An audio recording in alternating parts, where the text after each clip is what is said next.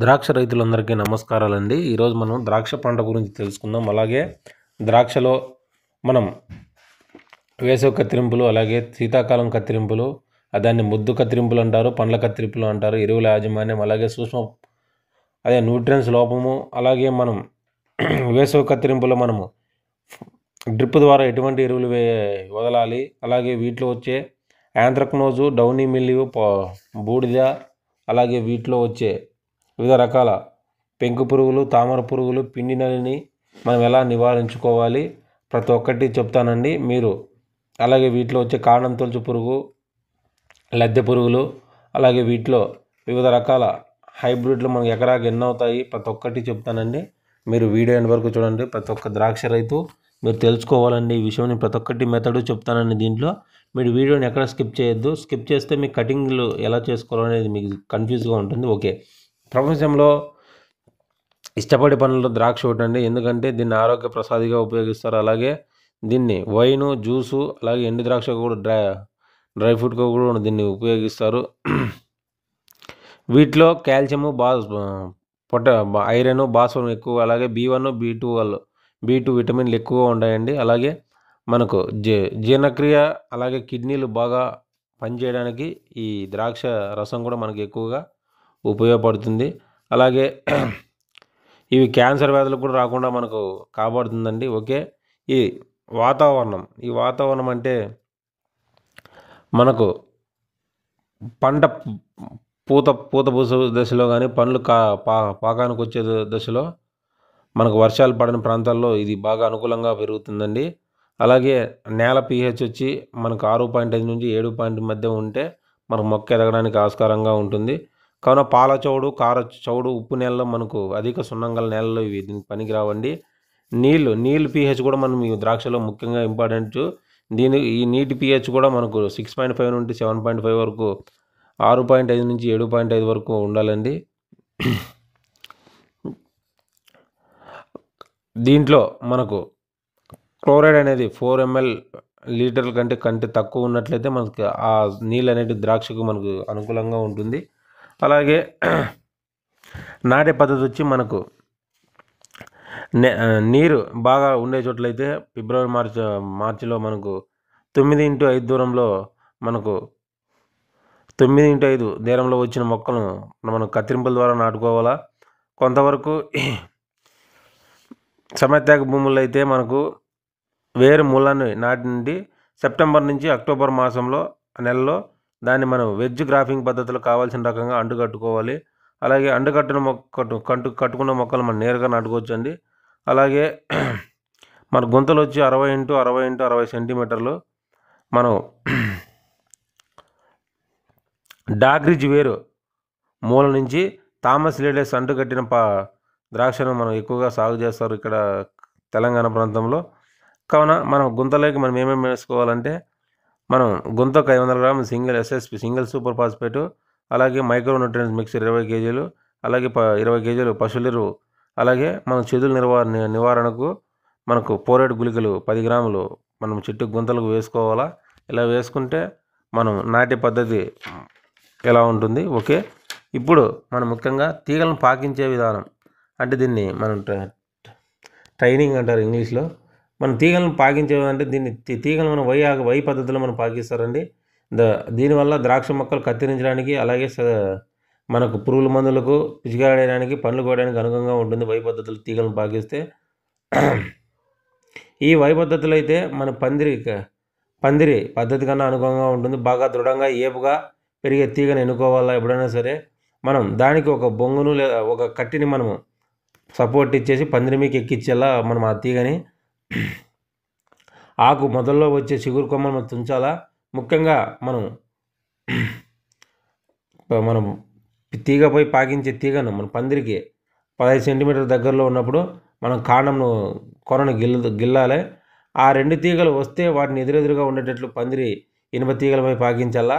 అలాగే ఈ 2 పిలకలు ముఖ్యమైన కొమ్మలుగా, అంటే మెయిన్ కొమ్మలుగా తయారవుతాయండి. వీటి నుండి మళ్ళా మనకు పక్కన మళ్ళీ 40 నుంచి 45 సెంటీమీటర్ల దూరంలో గట్ల పక్క కొమ్మలు ఉండేటట్లు చూసుకోవాలి, పెంచేయాలా. ముఖ్యంగా ముఖ్య కొమ్మ అంటే మెయిన్ కొమ్మలను మనము తూర్పు లేదా పడమర దిశ, తూర్పు నుంచి పడమర దిశలో తీగపై పాకించాలండి. ఇలా పాకిస్తే సూర్యరశ్మి తాకిడి వల్ల మంచి పంటను మనం రక్షించుకోవచ్చు. అలాగే కొమ్మ కత్తిరింపు అండి, ప్రూనింగ్ అంటారు దీన్ని. ముఖ్యంగా ఏమనండి, ప్రూనింగ్ అనేది వీటిలో వేసవి కత్తిరింపులు అండి. మనకి మార్చి ఏప్రిల్ నుంచి దీనికి శాఖీ కొమ్మలు పెంచడానికి ఒక కనుపు మాత్రమే ఉంచి మిగతా కాండాన్ని కత్తిరించేసేలా, అలాగే తర్వాత 5 నుంచి 6 ఆకులు వచ్చిన దశలో వేసవి కత్తిరింపుల్లో మనం ఒక మెయిన్ కొమ్మను మాత్రమే ఉంచి మిగతా కొమ్మలు తీసేసి కొమ్మ దృఢంగా పెరుగుతుంది. ఆ తర్వాత కొమ్మకు 9 ఆకులు వచ్చిన తర్వాత కొనలు గిల్లేసినట్లయితే మనకు పక్క కొమ్మ అనేది పుట్టుకొస్తుందండి. అలాగే శీతాకాలం కత్తిరింపులు, దీన్ని ఏమో పండ్ల కత్తిరింపు అంటారు. అక్టోబర్ నుండి నవంబర్ 2వ వారంలో మన పూతలు మొగ్గలు రావడానికి, అలాగే ప్రధాన కొమ్మల నుంచి 2 కనుపుల వద్ద అదే పక్క కొమ్మలు అయినట్లయితే 1 లేదా 2 కనుపులు వదిలి తర్వాత కొమ్మలు కత్తిరించాలా. ఓకే, ఎరువుల యాజమాన్యానికి వస్తే వారానికి 2 సార్లు ఎరువులు వేసుకోవాలా. అలాగే పశువుల ఎరువు 10 టన్నులు, అలాగే దాంట్లో వేపపిండి, ఆముద పిండి వేసుకోవడం చాలా మంచిది.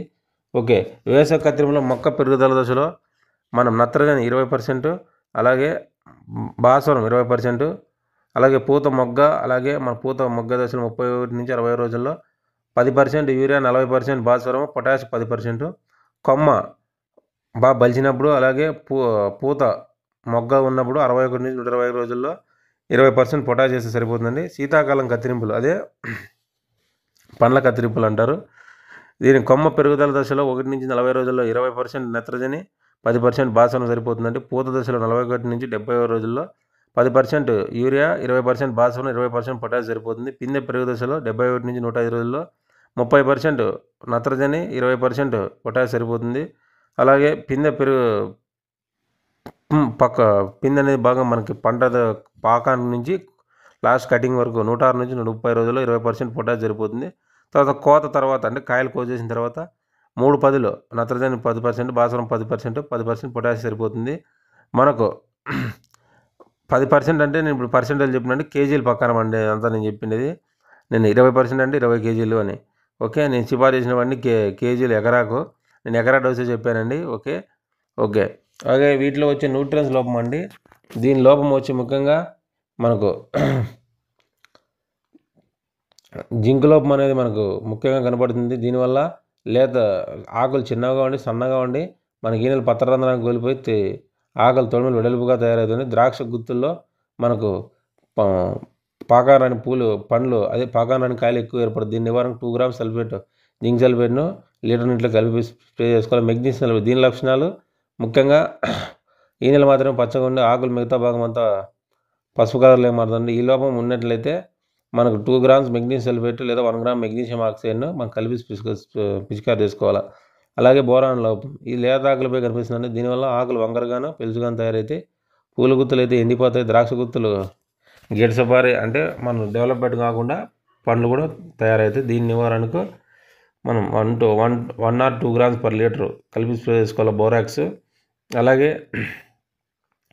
ద్రాక్ష పండ్లు ఎక్కువ కాలం మనకు నిలవడానికి 75 నుంచి 120 రోజుల మధ్య 1% కాల్షియం నైట్రేట్ గుత్తుల్లో ముంచాలా. దాని ద్వారా మనకు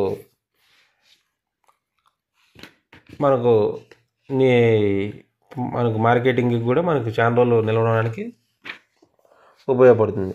అలాగే ద్రాక్షలో మనం హార్మోన్లు అంటే మన హార్మోన్లు అంటే కొమ్మలు పెరగడానికి, పూత పెరగడానికి, అలాగే ఎటువంటి పద్ధతులు పాటించాలి అనేది మనం ప్రతి ఒక్కటి చెప్తాను. ఓకే, అలాగే వేసవి కత్తిరింపులో ద్రాక్ష కొమ్మలు పెరుగుదల ఆపడానికి సహాయపడే సైకోసిల్ అనే హార్మోన్ను మనం వేసవి కత్తిరింపుల తర్వాత 5 ఆకుల దశలో 5000 ppm, 12 ఆకుల దశలో 500 నుంచి 700 ppm, అలాగే 15 ఆకుల దశలో 500 నుంచి 1000 ppm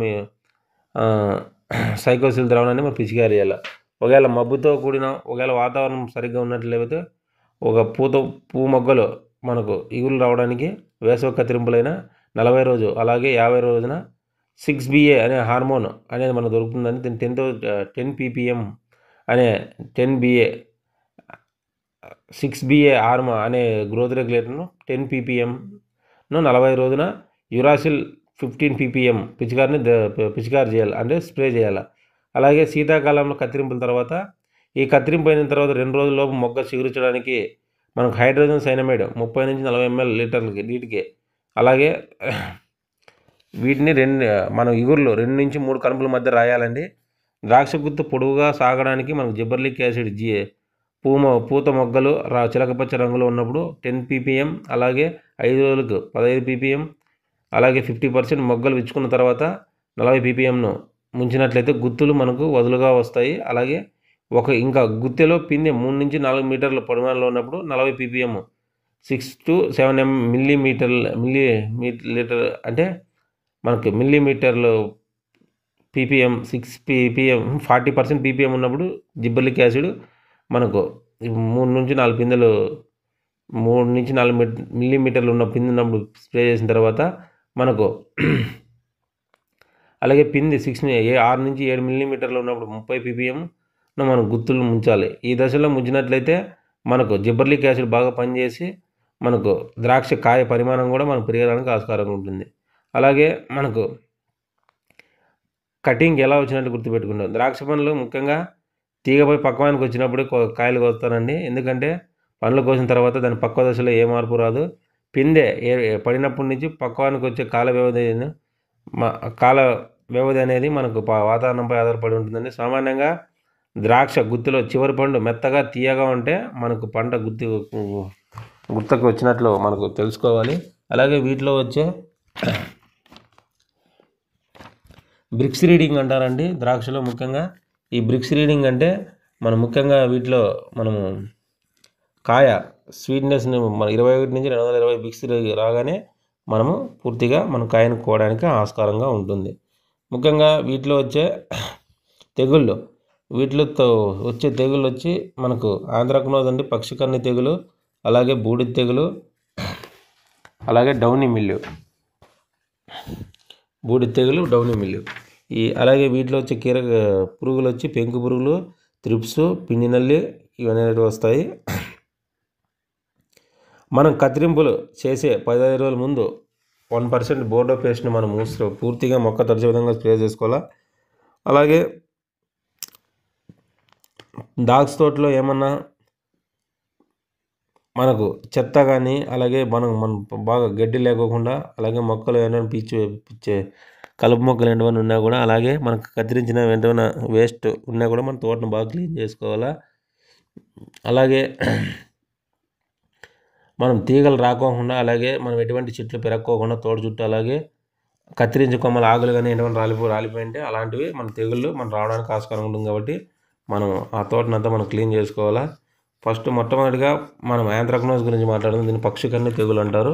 మొక్క దశలో శీతాకాలం కత్తిరింపుల తర్వాత 20 రోజుల నుంచి వరకు ఈ తెగులు లేత ఆకుల నుంచి లేత కొమ్మలకు మొక్క ఎదుగుతున్నప్పుడు లేత చిగుర్లకు వస్తుందండి. ఈ పక్షికన్ని తెగులు దీన్ని యాంత్రాక్నోజ్ అంటారు. దీనికి వచ్చి అనుకూల వాతావరణం వచ్చి మనం రాత్రిపూట మంచు కురుస్తూ ఉంటే 3 నుంచి 7 గంటల మధ్య మంచు కురుస్తూ ఉంటే దీని ఉధృతి ఎక్కువగా ఉంటుంది. అలాగే మనకు దీని నివారణకు మనం కత్తిరించిన వెంటనే కొమ్మలపై హైడ్రోజన్ సైనమైడ్ 30 నుంచి 40 mlతో పాటు మ్యాంగోజెబ్ 4 g/L కలిపి పోయడం వల్ల ఈ తెగులు 10 నుంచి 15 రోజుల వరకు ఆశించకుండా కాపాడవచ్చు. వాతావరణ పరిస్థితులు అనుకూలంగా ఒకవేళ కత్తిరింపు 15వ రోజున కాపర్ సల్ఫేట్ 4.62%, 0.8 ml లేదా కాపర్ హైడ్రాక్సైడ్ 72% WP 2 g/, లేదా డైమిథియోమార్ఫ్ 75% WP దీన్ని 1.5 నుంచి 1.75 g/L, లేదా ప్రొపినేబ్ 70% WP 2.5 నుంచి 3 g/L నీటికి మన వాతావరణ పరిస్థితులను బట్టి 5 నుంచి 8 రోజులకు ఒకసారి 2-3 సార్లు పిచికారీ చేస్తే 20 నుంచి 20 రోజుల వరకు ఈ తెగులను పూర్తిగా నివారించుకోవచ్చు. అలాగే వీటిలో వచ్చే డౌనీ మిల్లు బూజు తెగులు అంటారండి.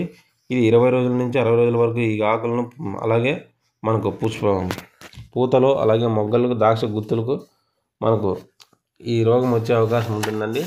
ముఖ్యంగా ఈ ఆశించడం వల్ల మనకు పంట వాటిల్లుతుందండి. ఇది మనకి పూలు గుత్తుల్లోనూ, అలాగే మొగ్గ దశలో ఉన్నప్పుడు ఈ బూజు డౌనీ మిల్లు పెరుగుతుందండి. కావున మనకి ఈ పూత మొగ్గ గుత్తంతా పెరిగిపోయి మన గోధుమ రంగులోకి మారి ఎండిపోతుందండి. అప్పటికే కాయలు మనకు తక్కువగా ఉన్నట్లయితే బూజు పెరగడం వల్ల మన బూడిద రంగులోకి మారి ఎండిపోయి రాలిపోతాయండి. దీనికి వచ్చి ఎక్కడైతే వాతావరణం చల్లగా ఉంటుందో అక్కడ ఆకులు తడిగా ఉంటే ఈ తెగులు ఉధృతి ఎక్కువగా ఉంటుందండి. అందుకే మనకు నవంబర్ డిసెంబర్ టైంలో మంచు ఎక్కువగా ఉంటుంది కాబట్టి ఆ టైంలో ఈ ఉధృతి పెరగడానికి ఆస్కారంగా ఉంటుంది. దీని నివారణకు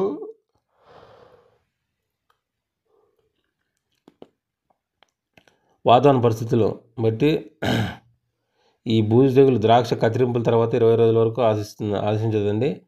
వాతావరణ పరిస్థితులను బట్టి ఈ తెగులు అనుకూలంగా ఉంటే 26 నుంచి 28 రోజున డైమెథియో మార్పు 1 గ్రాము, అలాగే M45 2 గ్రామ్ పర్ లీటర్ కలిపి స్ప్రే చేసుకోవాలి. వాతావరణ పరిస్థితులకు అనుకూలం బట్టి 32 నుంచి 35 రోజుల్లో fosetyl aluminium WP 2 gram per litre, అలాగే సెమాక్సినిల్ 8%, అలాగే M45 దీని కాంబినేషన్తో 3 గ్రామ్ పర్ లీటర్ కలిపి స్ప్రే చేసుకోవాలి. అలాగే 40 నుంచి 40 రోజుల్లో అజాస్ట్రోబిన్ 23 SC ఫార్ములేషన్ 0.55 ml లేదా పెమడాక్సిడోన్ 60% ప్లస్ సెమాక్సినిల్ 22.1% ఈ లిక్విడ్ కాంబినేషన్తో 0.6 ml పర్ లీటర్ లేదా ఫెనామిడోన్ 10%, అలాగే M45 50% దీన్ని కాంబినేషన్లో 2.5 నుంచి 3 గ్రామ్ పర్ లీటర్ ఒకదాని తర్వాత ఒకటి వాతావరణ పరిస్థితిని బట్టి 8 నుంచి 10 రోజులకు ఒకసారి పిచికారి చేస్తే మనకు 65 నుంచి 70 రోజుల వరకు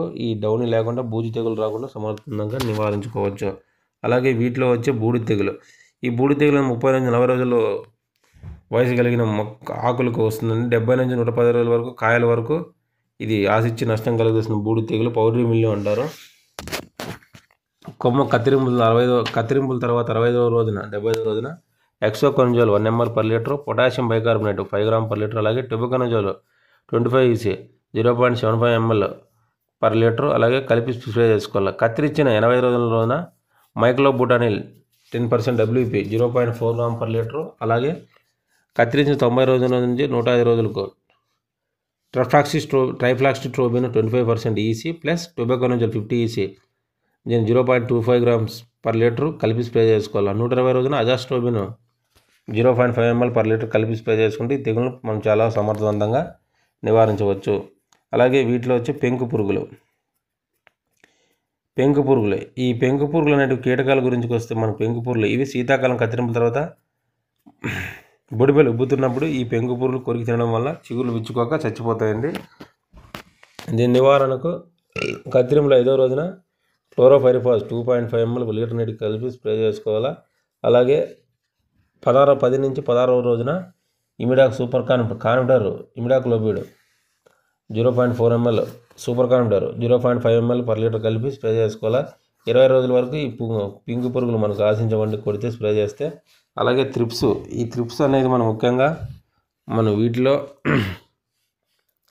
తామర పురుగులు, వీటిలో మనకు పిల్ల పురుగులు 1 నుంచి 6 ఆకుల దశలో, మనకు 6 నుంచి 8 ఆకుల దశలో వచ్చే దశలో మన లేత కొమ్మలను అప్పటికే బయటకు వస్తున్న పూతలు, అలాగే మనకు అప్పుడప్పుడు పిందెలు పడినప్పుడు దాంట్లో ఈ పుల్ల పురుగులు అనేటివి ఆకుభాగానికి ఆకులు గీకుతూ రసాన్ని పీల్చడం వల్ల ఆకుల కణాలు చనిపోయి ఆకులు పై ముడుచుకొని ఉంటాయండి. పూత మొగ్గలు సరిగ్గా ఎండిపోయి అలాగే కాయలు ఏర్పడిన వెంటనే వాటిని ఆశించి మనకు కాయలను గోకుతూ కణాలను తీసుకోవడం వల్ల కాయలు పెరిగినప్పుడు ఆశించి కాయల మీద పగులు ఏర్పడి కాయలు రాలిపోవడానికి అలాగే పిందులు రాలిపోవడానికి పూత రాలిపోవడానికి చాలా ఆస్కారంగా ఉంటుంది. కావున దీని నివారణకు ఇమిడాక్లోపిడ్ లేదా పెగాసిస్ 0.5 గ్రామ్స్ పర్ లీటరు లేదా ఇమిడాక్లోపిడ్ 1 ml పర్ లీటర్ కలిపి స్ప్రే చేసుకోవచ్చు. లేదు ఇంకా ఎక్కువగా ఉన్నట్లయితే 20 రోజులకు ఒకసారి లాంబ్డా సైలోథన్ 0.8 ml దాని కాంబినేషన్తో కలిపి స్ప్రే చేసుకోవాలా. అలాగే శీతాకాలం కత్తిరింపుల తర్వాత 30వ రోజున థయోమిథాక్సిమ్ అక్తారా 0.4 గ్రామ్ పర్ లీటర్ కలిపి స్ప్రే చేసుకోవాలా.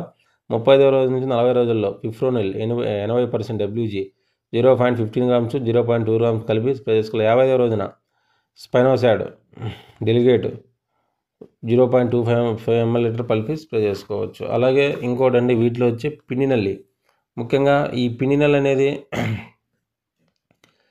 ఇది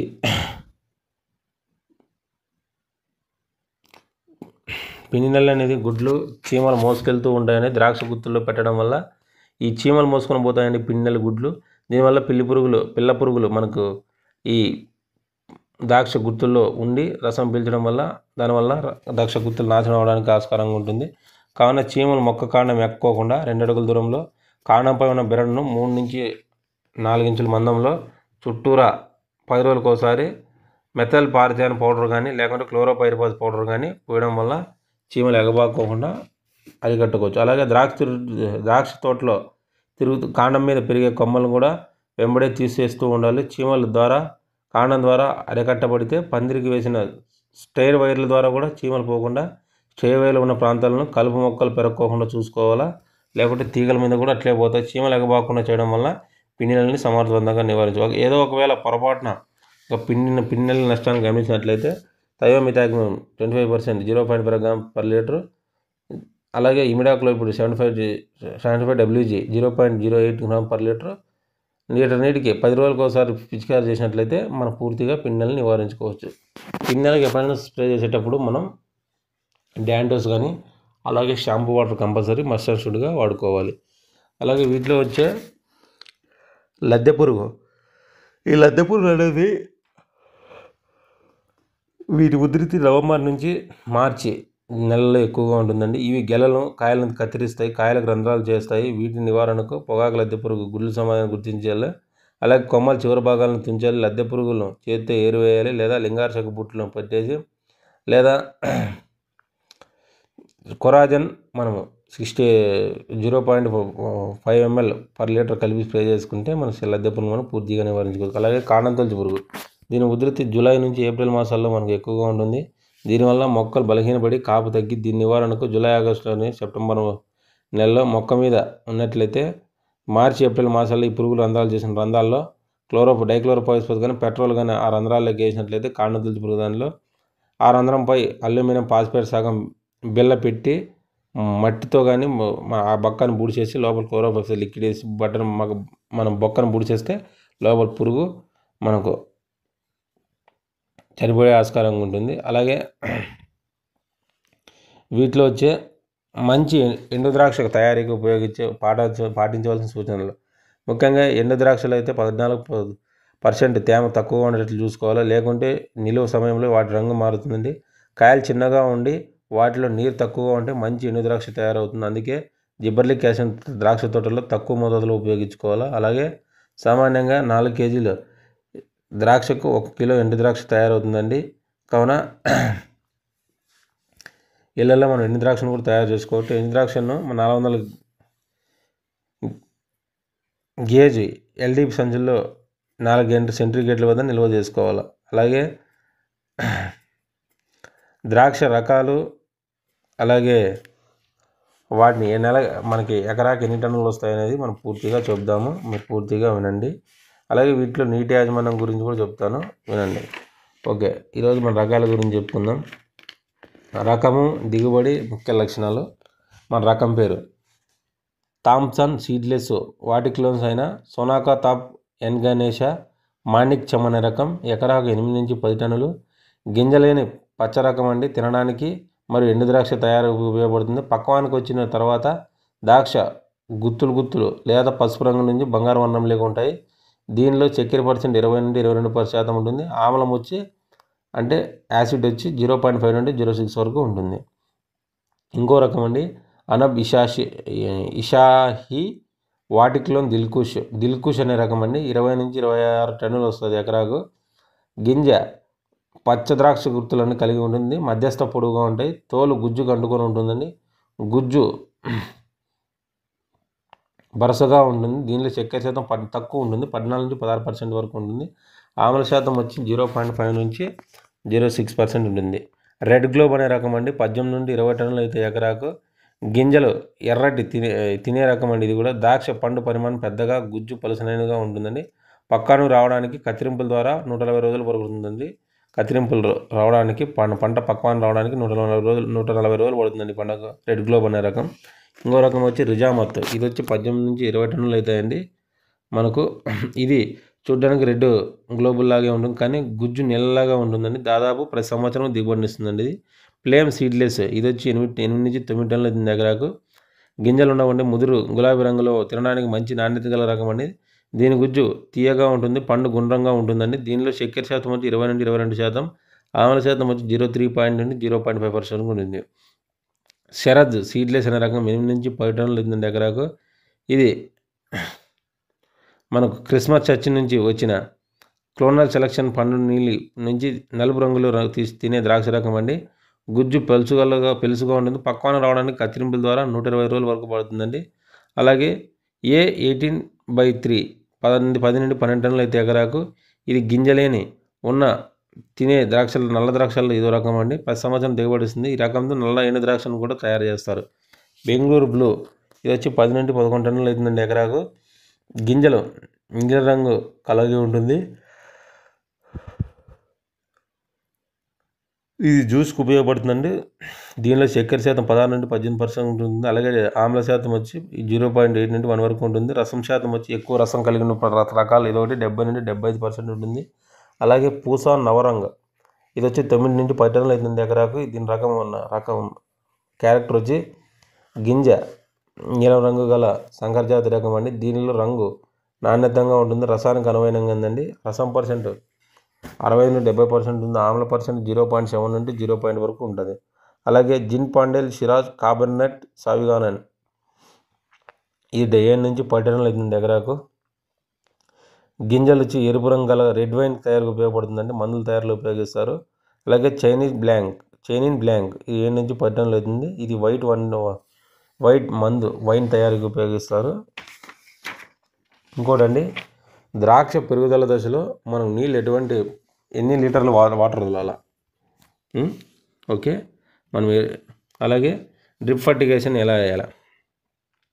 ఎప్పుడైనా సరే పూత వచ్చే స్టేజ్లో వేసవి కత్తిరింపులు అయితే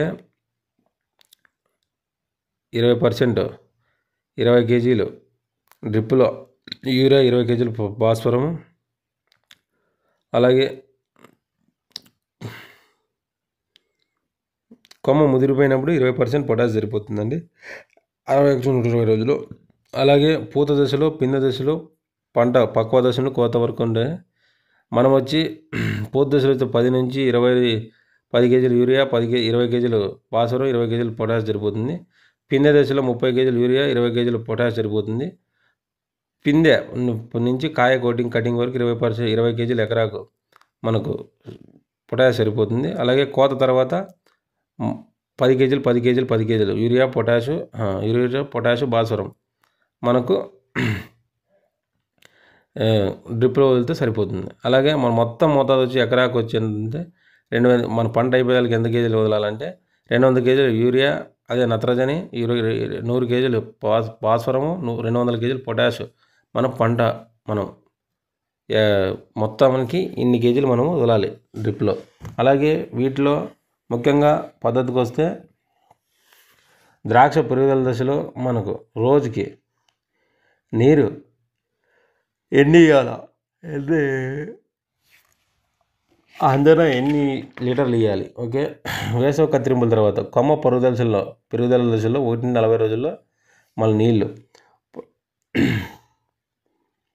13,440 లీటర్లు నుంచి 20,160 లీటర్ల వరకు మనం రోజుకి ఇవ్వాలి. అలాగే పూత మొగ్గ చెందే దశలో 41 నుంచి 60 రోజుల్లో మనం 4,480 లీటర్ల నుంచి 5,600 లీటర్ల వరకు వదలాలి. కొమ్మ ముదురు అలాగే పూత మొగ్గ అభివృద్ధి దశలో 61 నుంచి 120 రోజులు 3,360 లీటర్లు సరిపోతుందని. 121 రోజుల తర్వాత కొమ్మలు కత్తిరింపులు అయిన తర్వాత 3,360 లీటర్లు మనకు ఎకరాకు మనకు సరిపోతుంది. అలాగే శీతాకాలం కత్తిరింపుల తర్వాత శీతాకాలం కత్తిరింపు అంటే పండ్ల కత్తిరింపు తర్వాత కొమ్మ పెరుగుదల దశలో మనకు 10,080 లీటర్ల నుంచి 13,440 లీటర్లు మనకు కాబడుతుందండి. అలాగే పూతలు మొగ్గలు విచ్చుకునే టైంలో నుంచి రాలే వరకు అంటే 41 నుంచి 50 రోజుల వరకు 2,240 నుంచి 3,340 లీటర్ల వరకు ఉపయోగపడుతుంది. అలాగే పిందె పెరిగే దశలో మనకు 5,040 నుంచి 10,080 లీటర్ల వరకు మనకు ఉపయోగపడుతుంది. అలాగే పండు పక్వ దశ నుంచి కాయ కోసేంత వరకు అంటే 106 కోత వరకు 106 రోజులు అంటే 106 రోజుల వరకు ఇంకా 13,400 లీటర్ల నుండి 16,800 లీటర్ల వరకు మనకు నీళ్ళు అవసరమవుతాయి. నేను చెప్పిన దానిలో మీకు ఎటువంటి డౌట్లు ఉన్నా ద్రాక్ష రైతులు మీరు తెలుసుకోవాలనుకుంటే మీరు నాకు కామెంట్లో తెలియజేయండి. అలాగే ఇంకోసారి అండి నేను కత్తిరింపుల గురించి చెప్తాను, అలాగే తీగలు పాకిచ్చే విధానం గురించి కూడా చెప్తాను. ఇంకోసారి వినండి. తీగలను ఎప్పుడైనా సరే మనం వై పద్ధతిలో పాకించే వల్ల దీనివల్ల మనకు పురుగు మందులు స్ప్రే చేయడానికి అలాగే పండ్లు కోయడానికి కూడా మనకు అనుకూలంగా ఉంటుంది. ముఖ్యంగా వై పద్ధతి అనేది మనకు అంటే వై అంటే కా పద్ధతి మామూలుగా పందిరి పద్ధతి కన్నా అనువుగా ఉంటుందని బాగా దృఢంగా ఏపుగా పెరిగే తీగని ఎన్నుకొని దానికి ఒక కట్టిని సపోర్ట్ ఇచ్చేసి పందిరి మీదకి ఎక్కించాలా. ఆకులు మొదట్లో వచ్చే చిగురు కొమ్మలు మనం తుంచాలా. ముఖ్యంగా పాకిచ్చే పందిరికి 15 సెంటీమీటర్ల దగ్గరలో ఉన్నప్పుడు కాండపు కొనలు గిల్లేయాలా.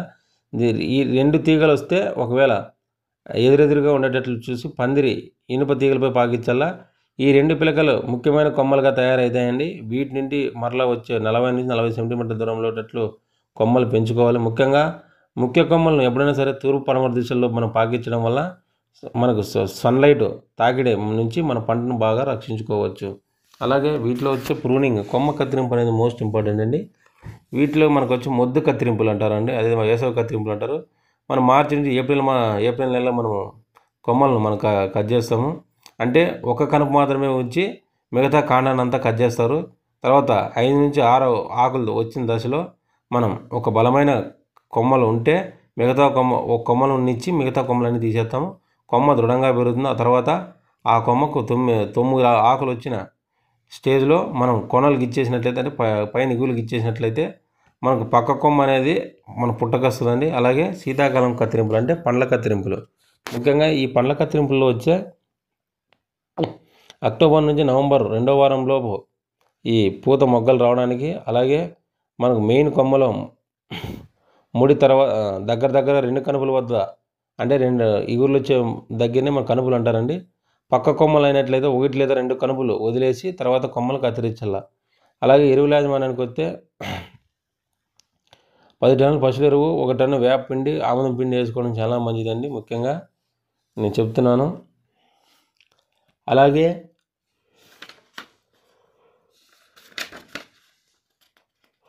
వీటిలో వచ్చే ఇంకోటి అండి మనకు ఎండు ద్రాక్ష, దీంట్లో మన కిస్మిస్ దాంట్లో కూడా ఉపయోగిస్తారు. ఇది దీంట్లో సీడ్లెస్ రకాలైన తాంపస్ లీడ్ సీడ్లెస్, తాయస్ ఏ గణేష, సొనాక, మణిక్ చమన్లో అనేటివి మనకు ఎక్కువగా ఉపయోగిస్తారు ఎండు ద్రాక్ష కిస్మిస్లో. ఎండు ద్రాక్ష తయారయ్యడానికి ద్రాక్ష రకాన్ని బట్టి అలాగే కిస్మిస్ రంగు మారుతుందండి. అనేక పద్ధతుల ద్వారా మనము ఎండు ద్రాక్షను డ్రై చేసుకోవచ్చు. ముఖ్యంగా ఆస్ట్రేలియా పద్ధతుల ద్వారా మనము ఎండు ద్రాక్షను మనం డ్రై చేసుకోవచ్చు అండి. కావున ద్రాక్షలో చక్కెర 22% పైగా ఉన్నప్పుడు ఎండు ద్రాక్ష బాగా తయారవుతుందండి. సామాన్యంగా ఎండలు ఎక్కువ ఉన్నప్పుడైతే మార్చి ఏప్రిల్ మాసాల్లో అయితే ద్రాక్షలో చక్కెర శాతం అధికంగా ఉంటుంది. కావున అప్పుడు బాగా ఎండడానికి ఆస్కారంగా ఉంటుంది. ఎప్పుడైనా సరే ద్రాక్షను ఎండు ద్రాక్షగా మార్చాలంటే ముందుగా దానిలో నీటి శాతం తగ్గించాలా. దానికి కానీ డిప్పింగ్ ఆయిల్ అంటే ఇథైల్ ఓలియేట్ ఆయిల్ను ఉపయోగిస్తారు. ఈ ఆయిల్ని తయారు చేసిన ఎండు ద్రాక్ష చెడు వాసన రాదు. ఈ పద్ధతిలో ముందుగా 2.5 కేజీల పొటాషియం కార్బోనేట్ను 100 లీటర్లో కలిపి బాగా కరిగే వరకు కలిపి దాంట్లో 1.5 లీటర్ల డిప్పింగ్ ఆయిల్ను ద్రావణం వేస్తారు. దానివల్ల ముంచడం వల్ల ఇది పాల రంగులోకి మారుతుందండి. కావున కొద్దిగా పొటాషియం హైడ్రాక్సైడ్ ఆ ద్రావణంలో కలిపితే ఆ తర్వాత ద్రాక్ష గుత్తులను దాంట్లో ముంచితే ఆ ద్రావణంలో 3 నిమిషాల పాటు ముంచితే ఆ తర్వాత తీసి మన షెడ్లో ఎండబెట్టుకుంటే చేసుకున్నట్లయితే మనకు సామాన్యంగా 100 లీటర్ల ద్రావణము 800 నుంచి 900 లీటర్ల ద్రాక్షకు సరిపోతుందండి. ఆ తర్వాత ఆ ద్రావణాన్ని పారబోసి మరలా కొత్తగా ద్రావణాన్ని తయారు చేసుకుని దాంట్లో ద్రాక్ష గుత్తులు ముంచుకోవాలి. ఇలా ప్రతిసారి చేసుకోవాలి. సామాన్యంగా ఈ పద్ధతిని ఎండు ద్రాక్ష తయారీకి ఉపయోగిస్తారు. 10 నుంచి 12 రోజులు పడుతుందండి. వాతావరణం తేమ శాతం ఎక్కువగా ఉన్నట్లయితే ఇంకా ఎక్కువ రోజులు పడుతుంది. అలాగే థామస్ సీడ్లెస్ మరియు వాటిక్లోన్స్ ద్రాక్ష రసాలు ఇవన్నీ రకాలండి. ముఖ్యంగా మన ద్రాక్ష రైతులు ఎటువంటి సందేహాలున్నా మీరు నాకు కామెంట్లో తెలియజేయండి. అలాగే కొమ్మ కత్తిరింపులో కానీ అలాగే పిన్నినని అలాగే వీటిలో వచ్చే రకాల తెగుళ్ళు ప్రతి ఒక్కటి స్ప్రేయింగ్ చెప్పానండి. మీకు స్ప్రేయింగ్ ఫార్ములా అర్థం కాకపోతే మీరు కామెంట్లు అడగండి, నేను ప్రతి ఒక్కటి షేర్ చేస్తాను. మీకు ఎటువంటి సందేహాలున్నా మీరు నిర్భయంగా అడగండి. ద్రాక్ష రైతులు ఎందుకంటే మనం వేలు పెట్టుబడులు పెడతామండి ఈ పంటకు. కావున జాగ్రత్తగా పిండి నల్లి రాకుండా ఎటువంటి జాగ్రత్తలు పాటించాలి. అలాగే బ్లాక్ థ్రిప్స్ రాకుండా, అలాగే థ్రిప్స్ వారకోకుండా మనం ఎటువంటి మందులు స్ప్రే చేసుకోవాలనేది నేను ఈ వీడియోలో పూర్తి వరకు చెప్పాను. కావున మీరు వీడియో నచ్చినట్లయితే ప్లీజ్ లైక్, షేర్, సబ్స్క్రైబ్ అండి. అలాగే ద్రాక్ష రైతులకు మీరు ఈ వీడియోని షేర్ చేయండి. అలాగే మీకు ఎటువంటి సందేహాలున్నా ద్రాక్ష పంటలే కాదు అన్ని రకాల పంటల్లోనూ మీకు ఎటువంటి సందేహాలున్నా మీరు తెలియజేస్తారు. కావున please like, share, subscribe. Thank you.